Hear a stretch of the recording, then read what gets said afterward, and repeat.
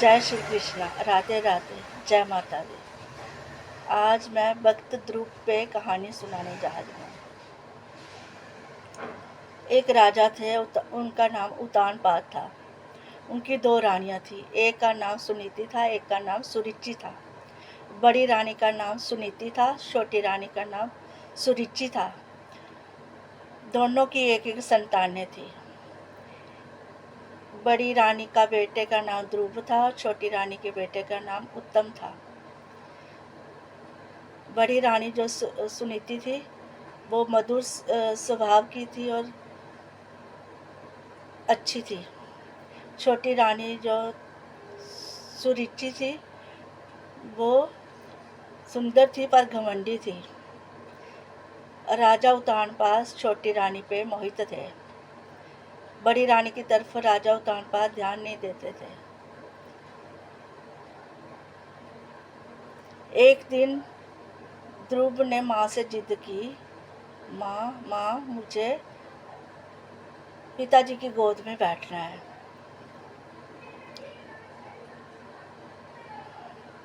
वह खेलते खेलते जाके पिताजी की गोद में बैठ गया।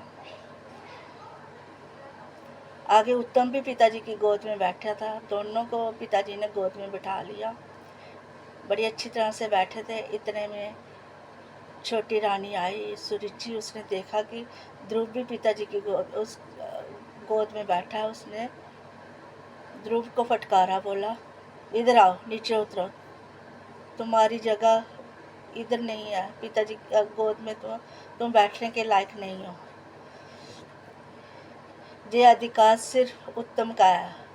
उत्तम ही पिताजी की गोद में बैठने के लायक है और उसके सिंहासन के लायक है पिताजी के। ध्रुव रोता रोता अपनी माँ के पास चला गया। माँ से पूछने लगा, माँ मुझे छोटी रानी ने बोला है कि तू पिताजी की गोद में बैठने के लायक नहीं है। मैं पिताजी की गोद में बैठने के लायक नहीं हूँ माँ। उसकी माँ सुनीति ने बोला, हाँ, तो क्यों नहीं पिताजी की गोद में बैठने के लायक है? बोलता, वो कैसे? उसकी माँ ने बोला, भगवान का नाम लो, पिताजी की गोद में बैठेगा। ध्रुव ने माँ से पूछा, भगवान कहाँ मिलते हैं? उसकी माँ ने कहा, वो जंगल में होते हैं। ध्रुव बिना बताए जंगल में चला गया। जाते जाते जाते घने जंगल में पहुंच गया। इतने में उसको रास्ते में नारद मुनि मिले। नारद ऋषि पूछने लगे, बेटा कहाँ जा रहे हो? इतना छोटा बालक घने जंगल में घूम रहा है, क्या बात है? उस बालक से पूछते हैं, तू कहाँ जा रहा है? उसने कहा, मैं वन में, जंगल में भगवान को ढूंढने जा रहा हूँ। ऋषि बोलते हैं, भगवान, अभी तेरी छोटी उम्र है, अभी तू सिर्फ 5 वर्ष का बालक है, अभी तेरी उम्र भगवान को ढूंढने की नहीं है, अभी तू घर जा। वो बालक बोलता, नहीं, मैंने पिताजी की गोद में बैठना है, भगवान से मैंने ये बात मनवानी है, मैंने पिताजी की गोद में बैठना ही बैठना है, तो इसलिए मैं जंगल में जा रहा हूँ भगवान को ढूंढने। ध्रुव बालक ने ऋषि की बात नहीं मानी। तब नारद मुनि ऋषि बोलते कि अगर तूने जिद्दी कर ली है तो इस महामंत्र का, मैं तुझे एक महामंत्र बताता हूँ, इसका जाप करना बैठ के। तब नारद ऋषि ने ओम नमो भगवते वासुदेवाय नमः इस मंत्र का ये मंत्र बालक को दिया। बोला, इसको बैठ के, एक जगह बैठ के जाप करना। उस ध्रुव बालक जंगल में जाके किसी वृक्ष के नीचे बैठ गया और इस महामंत्र का जाप करने लगा। ओम नमो भगवते वासुदेवाय नमः करते करते, इस मंत्र का जाप करते करते 2 ढाई 3 महीने हो गए। बीच में कितनी आंधी तूफान, बारिश, जंगल के हिंसक जानवर आए, पर वो बालक ध्रुव टस से मस नहीं हुआ। फिर आखिर प्रभु को आना ही पड़ा। इतने में वासुदेव भगवान आए सामने उसके, बोलते बस उठो, देखो मैं आया हूँ। फिर धीरे धीरे ध्रुव भक्त ने आंखें खोल ली, देखा भगवान साक्षात उसके सामने खड़े हैं। भगवान बोलते हैं, बेटा मैं तुम्हारी भक्ति से प्रसन्न हूँ, मांगो क्या मांगते हो। ध्रुव भक्त ने बोला, प्रभु मैंने आपसे बहुत सारी बातें करनी है, बहुत सारी बातों के सवालों के जवाब पूछने हैं। भगवान बोलते हैं, पूछो। उन्होंने बोला, भक्त ध्रुव ने बोला कि मैं पिताजी की गोद में क्यों नहीं बैठ सकता।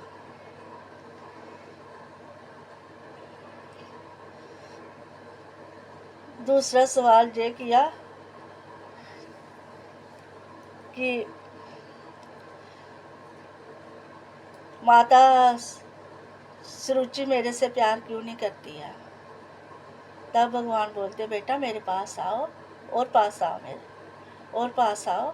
तभी भगवान उसको अपनी गोदी में बिठाते हैं, उसके सिर पर अभय हाथ फेरते हैं, अपना आशीर्वाद देते हैं। तब उसको ज्ञान हो जाता है। तब पूछते हैं प्रभु उसको, बोलो आप क्या चाहिए तुझे।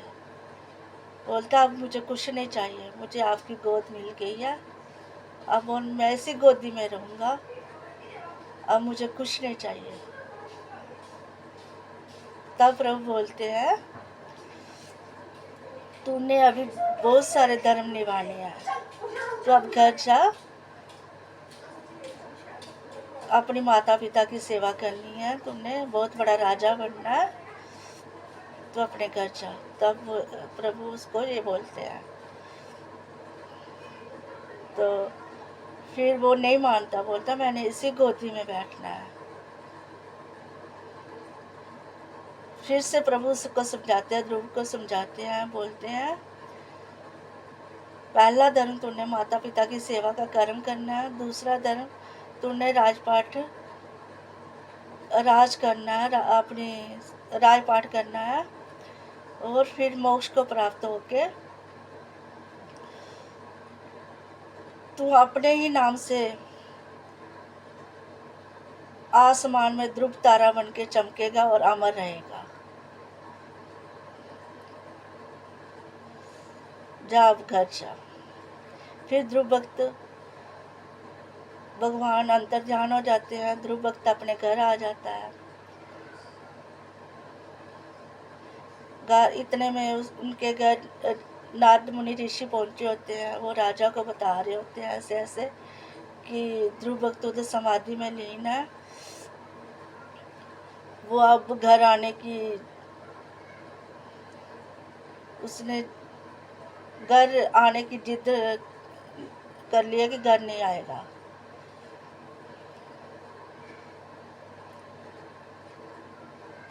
फिर राजा और रानी बड़े परेशान होते हैं। फिर कुछ ही दिनों के बाद जब ध्रुव की समाधि खत्म होती है, भगवान उनको आशीर्वाद देके फिर वो घर आ जाता है। राजा रानी दोनों बड़े खुश होते हैं, और छोटी माँ भी उनको बड़े प्यार से गले लगाती है।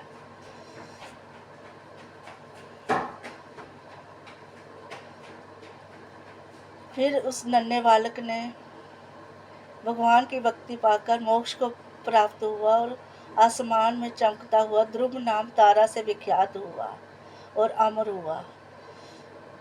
जय माता दी, जय श्री कृष्ण, राधे राधे।